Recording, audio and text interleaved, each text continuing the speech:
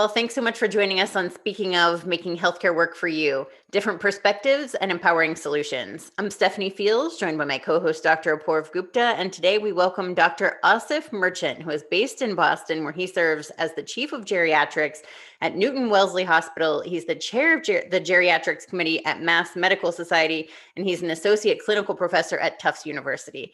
Thanks so much for joining us today. Thank you. Good morning. So I would love to talk to you about what you've seen working in the nursing homes and through all of, you're also in the hospital and you're in nursing homes throughout COVID. What have you seen and what is just like the glaring message that you've gotten from all of that? Yes, Stephanie. So, the last 1 year or 1+ years have been really challenging working in the nursing homes. I've had some opinion pieces in Washington Post about this. And it was hard. It's been a really rough and hard 1 year because the number of deaths that we have seen in the last year is tremendous. It's huge.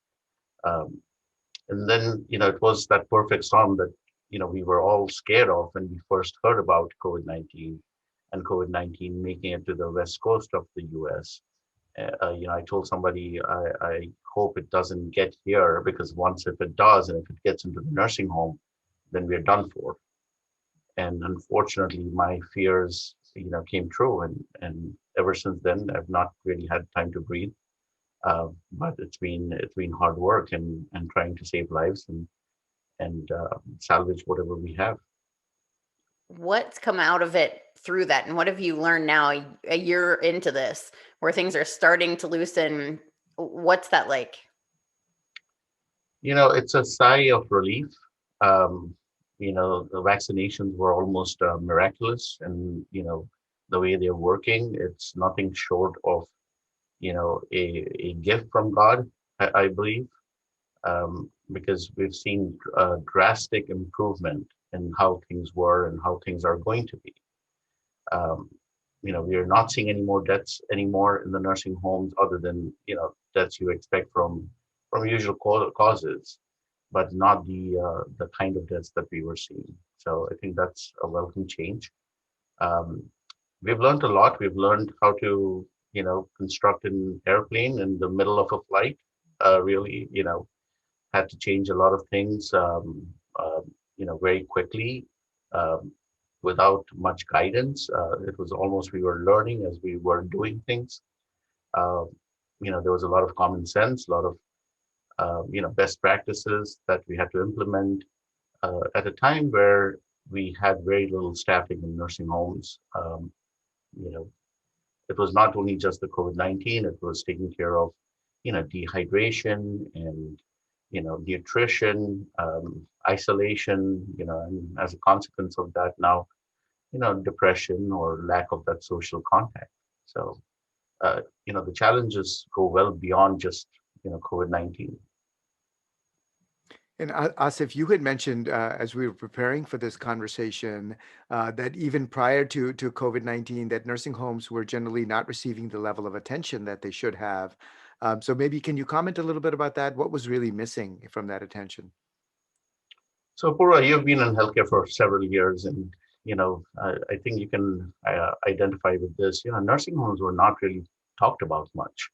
So, the healthcare system in the United States is very hospital centric, or PCPs do get some attention, but it's also very specialty, driven and procedural, and hospitals did not really understand what happens to their patients when they go to a nursing home. It was almost that they disappear into this black hole and then somehow reemerge.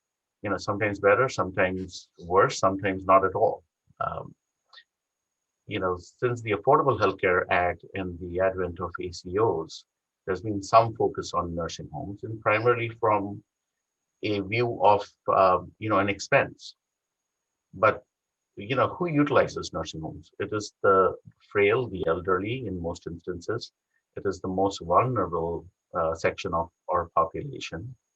Um, Nobody wants to be in a nursing home. They have to be in a nursing home because they can't be taken care of. And this is a segment of population that sometimes gets overlooked. And it shouldn't, because, nursing home care is expensive. You know, elders, seniors are the largest utilizers of healthcare. You know, so we got some focus, but the margins in the nursing homes, and there are a lot of for-profit nursing homes who do really want to make a profit. Um, you know, operate on bare bone staffing. It was, you know, they were almost at the edge, anyways, and you know, anything could tip them over. But you know, we were hit with a storm. Um, and I think that is what led to this kind of a um, you know, disaster, so as to speak, for nursing homes in the last 1 year. In addition to the attention, is there any more funding that's coming in to help support kind of some new positions that need to be created? Yeah, I think there's been some talk in Congress about, you know, additional funding. Um, you know, as I said, the funding for nursing homes has been dwindling. There was, you know, not a adjustment to inflation for several years. Now there's been some talk. There was some stimulus, uh, but you know, we will see when it gets there, and how much of that is actually going to go back into patient care and improvement of processes. You know, that's something to be seen. Why is this population forgotten? Everybody gets older, if you have that privilege. Why doesn't anybody realize that we need more help? Does there need to be more of a focus on it in, medical school whenever you're training to get more exposure on this? Or is it depressing? What is it? Why isn't there more of a focus on this population? I think there are many reasons, and I would be guessing, you know, to those reasons because I don't know the exact. I don't think anybody knows why that the case is. You know, most of the doctors who are in training, and I think you identified this, have no real experience, you know, going to a nursing home, leave alone working in a nursing home. You know, the way medical schools and residency training is structured, it's more, again, hospital centric, as you can imagine. And that's why we make, you know, really good hospitalists, but not very good geriatricians. You know, the number of geriatricians in the country now is around, you know, roughly around 7,300. When I did my fellowship training almost 20 years ago, we were close to about 10,000. So you can see in the last 20 years, the numbers are still dwindling. And geriatric fellowship programs still do not fill all their positions. And that could be related to the lifestyle, that could be related to reimbursement, and there's no extra reimbursement for geriatricians, as you can imagine. Now, you know, take that and, you know, with the fact that it takes me almost, you know, double the time to see a geriatric, you know, a patient compared to a young patient, and the reimbursements are practically the same. And you know, there was, you know, some adjustments for the reimbursement where we saw actually a hit in the middle of COVID for geriatricians and people working in the nursing home. Now, you know, granted it was reversed to a net neutral, but you know, these are the kinds of things that will make, you know, a big difference, and it has to be attractive for people to go into geriatrics as a specialty. It's a social, culturally as well, as if it feels that we as a society generally have a lot of problems with accepting that we're getting older. Even though, as Stephanie says, we all get older, I think there's still a big stigma around it. And generally, we're all trying to figure out how to stay young as much as possible. And I think there's a fear of death as well, and certainly I think it's probably something that we just want to put out of our mind. So I'm sure there's a very heavy social cultural, challenge as well. That's true. What led you to geriatrics then? How did you find this, and what do you find to be most fulfilling? What drives your passion for this? So I kind of stumbled on geriatrics. You know, I was not born in this country. I was, you know, born in India. I did my medical school training in India, and then, you know, when I was doing my residency training in a hospital in New York, you know, I saw that most of the patients were seniors, and you know, I started learning more about dementia and delirium and many other geriatric syndromes, and I felt almost ill-equipped to deal with these things. And you know, it's almost, you know, in regular training you don't learn in, you know, much about these things other than the fact that, you know, adjust this medication or that medication, but you don't really understand the disease truly. And I wanted to learn more about it, and I enjoyed working with the elderly. And I think, that took me to geriatrics, and ever since I've been practicing geriatrics. You had mentioned, Asif, the number of societies that you've been a part of and you're a leader in, and how they've been helped you to prepare for the roles that you're playing, and as well as helping with the current crisis underway. So I wonder if you can make a little bit more mention about those. So as Stephanie introduced me, I chair the geriatrics committee at Mass Medical Society. Um, and that's a committee of like-minded folks like myself. There are some, very interestingly, there are some residents in training, and even medical students who, took it upon themselves to learn more about geriatrics, either through a personal connection or an experience. And that's remarkable. And we talk about, all things geriatrics. It's not just the nursing home. We're talking about PACE programs. We're talking about assisted living. We, help the Department of Public Health with certain projects.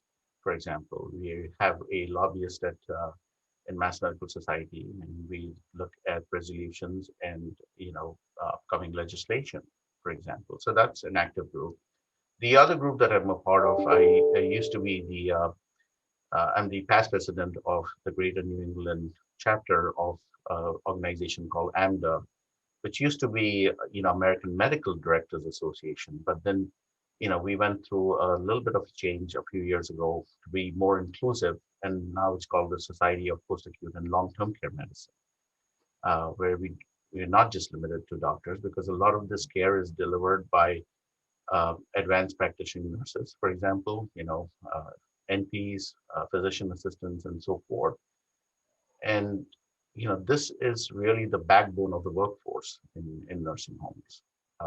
These professional societies do help. In early COVID, we had members from the state of Washington, where COVID hit first. Was one of the first nursing homes there.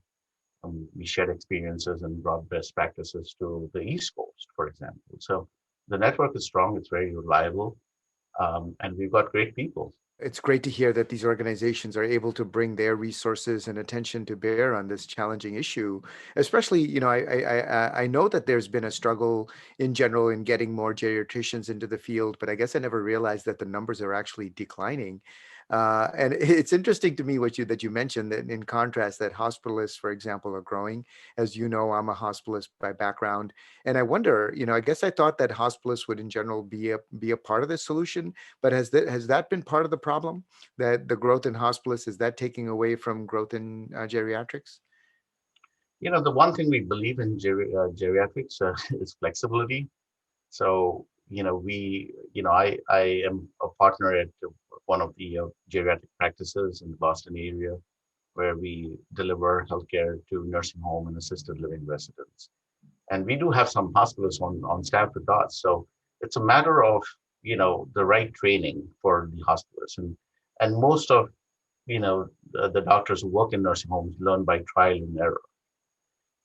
Or they kind of feel their way around it. But they could easily be set up a program that would teach hospitalists a little bit more about nursing home care, because hospitalists are they're good with the medical piece of it, but they may benefit from some social training or the regulatory training, because nursing homes are one of the most heavily regulated industries, much worse than the hospitals. Somebody joked, I get this joke a lot, it's the most heavily regulated industry after nuclear plants. So, you can imagine, there are a whole set of regulations, both from the federal government, the state government. They have to go by local laws. They have to go by their own bylaws. So, it's a regulation heavy. What do you think the biggest thing that other doctors don't know about practicing geriatrics? Are there things that if they went into that and they walked a day in your shoes, that they would say, oh my gosh, I didn't realize that this was such a struggle, or I had no idea that treating patients who are elderly is different in this way because of these challenges? What don't people know about being a geriatrician? I think that's a great question. And as I alluded to it a little bit, you have to be very flexible and very resourceful. I think those are the two key things that, somebody needs to be a geriatrician. Now, I hear this all the time from my colleagues who are, primary care physicians. It's like, oh, I take care of older patients, so I'm a geriatrician too. No, you're not, because, you've not gone through the training. You could have become a geriatrician, taking care of geriatric patients over years and learning from those experiences. But there is a pathway where you can get trained and be out as a geriatrician in 1 or 2 years. I mean, that's the whole idea of fellowship training. I see patients with, heart, and it doesn't make me a cardiologist. I see patients who have livers, and it doesn't make me a hepatologist. So those are the analogies that I would use. Um, but I think what people need to understand, as I said, is that a geriatrician works, in any healthcare setting. So we have, house calls. We see people at home. We see people in assisted living. We see people in nursing homes. We see people in, LTACs, long-term acute care hospitals. We see people within the hospital. Geriatricians work in geri psych units, for example. So the location doesn't really matter. I think we get a flavor of taking care of patients wherever they are, and that's something that I think is not appreciated by the rest of the medical community until they have to see that as a first-hand experience. Yeah, it's so true. I think that ultimately it's not, taking care of an older patient isn't just a, function of the age, right? There's so many different dimensions in terms of the physiology that you have to be taking into account. Asif, what about the relationship piece? That's something that hasn't yet come up in our conversation. We hear about that a lot, particularly with some of our other guests that we've had, how important it is to establish that relationship in order to improve care. Can you comment on that and how that might differ from the rest of medicine? I think it's a part of medicine, right? You have to connect, number one, and people have to trust you, because without trust, you can't treat somebody. Hmm. Now, in geriatrics, it becomes a little bit similar to pediatrics also, where the relationship is not only with the patient, or the resident, it's also with the family. And in pediatrics, we're dealing with parents. In geriatrics, we're dealing with, usually the sons and the daughters, sometimes brothers and sisters, or nieces and nephews. And that level of connection has to be there. You have to know who's in charge, who's the healthcare proxy, who's the next of kin, and establish some kind of a rapport with them. You also have to keep them informed how they're doing, because they may not be local. They may be in a state 2,000 miles away. I can totally relate to that. And I actually have a different turn on the question related to that, but I've been a consumer of the healthcare system in many ways since 2015. And one of them was with my dad. And he had cancer. He was getting treatment in Pennsylvania. I was in South Carolina, and ended up having a stroke and a heart attack. And he was in the hospital on a ventilator for a month, sedated. And I'm in South Carolina with a baby in the NICU who was born 3 months early in the hospital with her. And I'm the next of kin. And so they're like, what do you want to do? What does your dad want? My dad didn't say anything. He wouldn't tell me what stage of cancer he had, what treatments he was getting. And here you are in this situation that you're making literal life or death decisions for people, and you have no idea what to do. So you really have to lean on your healthcare providers and just trust in them and what they're saying. But also, what would you tell these patients who, I think there probably are plenty of patients like my dad who just don't want to deal with it because it's scary. You're dealing with something that could end your life. And in his case, it did.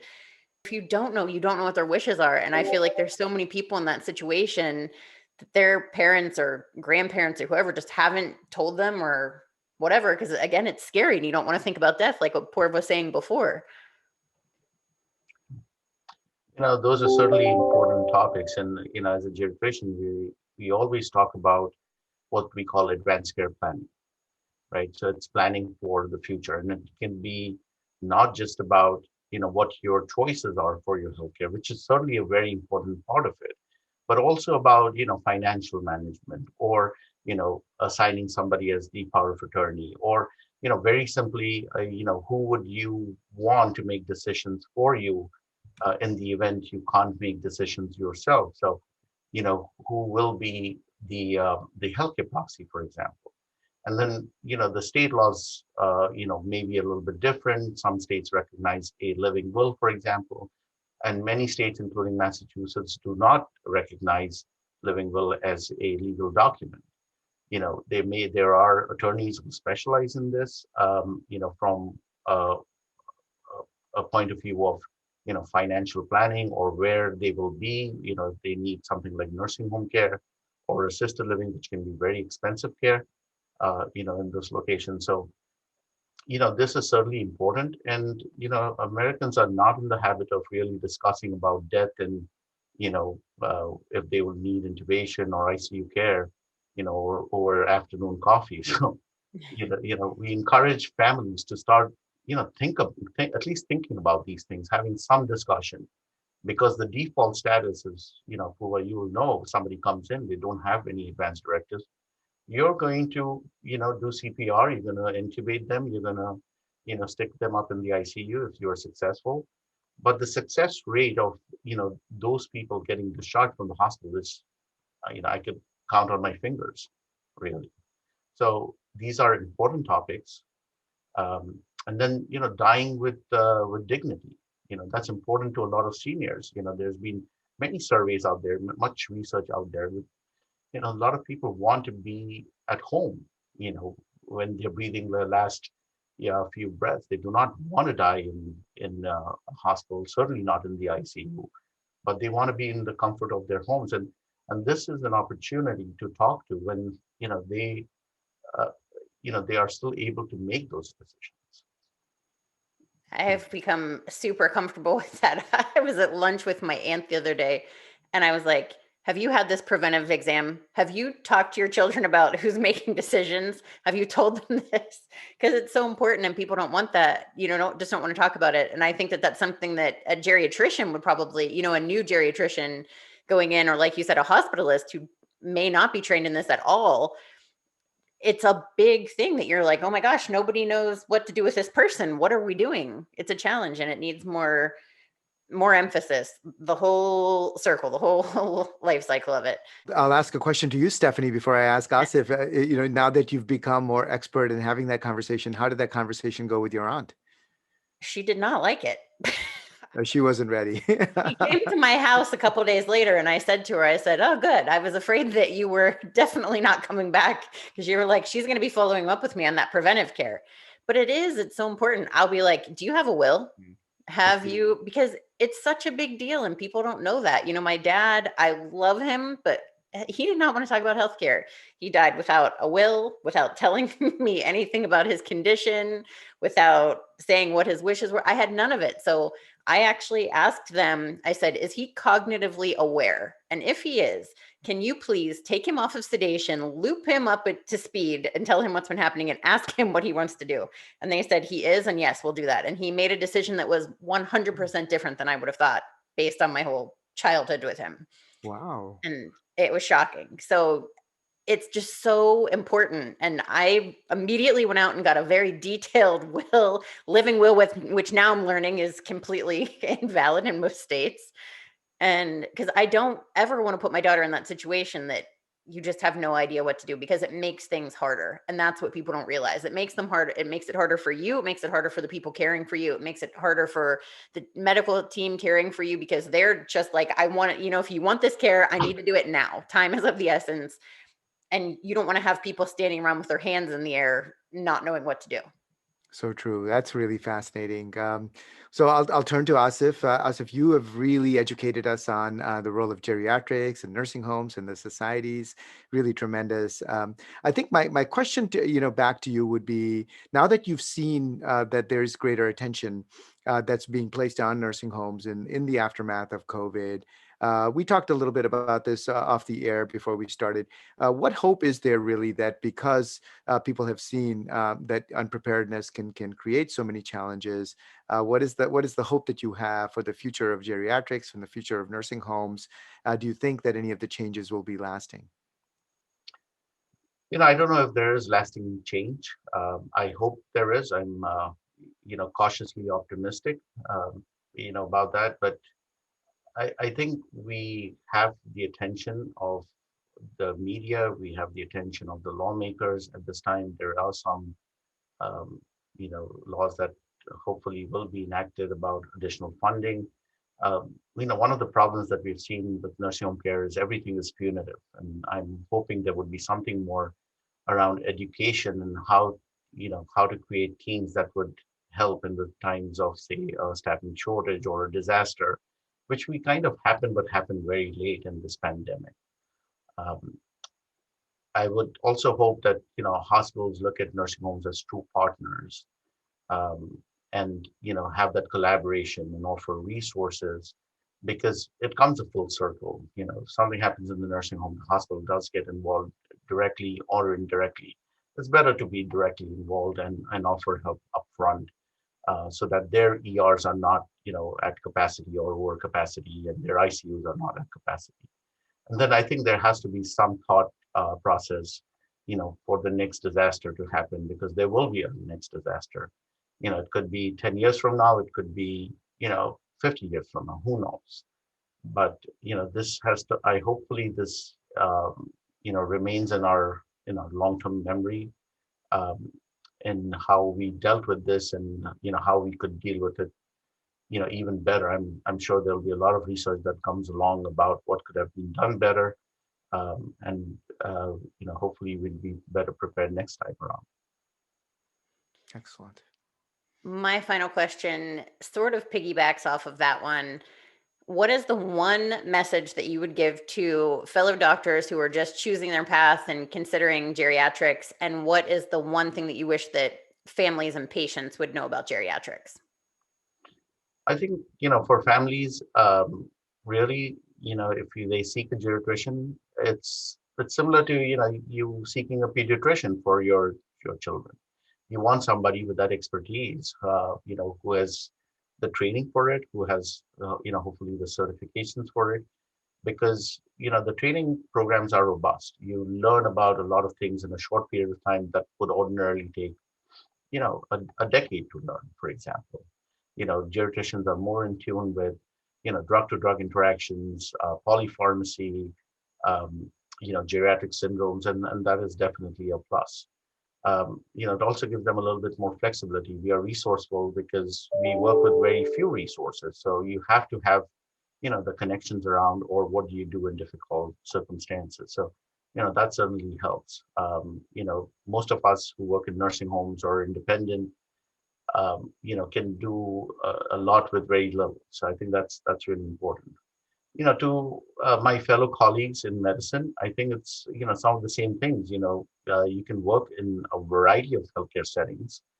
You can pick and choose where you want to work. If somebody wanted to work only in the hospital, they have the ability to do that. If somebody wanted to establish an outpatient consult and primary care practice, they can do that. They can have only a nursing home practice. So it offers you a lot of flexibility. Um, a lot of geriatricians also, are entrepreneurs in many ways, and that certainly helps. But it's also better care of patients, and our patients are primarily seniors. That is really important to understand and know. Good medicine, and also about was a little bit of what we discussed was palliative care. So there is a palliative care training, that's involved in geriatrics as well. Well, thank you so much. This is a fascinating conversation. We covered a lot of topics. We I did. really enjoyed this. Thank you so much for being here. My pleasure. Thank you. Thank you. And we'll talk to you all soon. Thanks for watching. Bye-bye. Bye.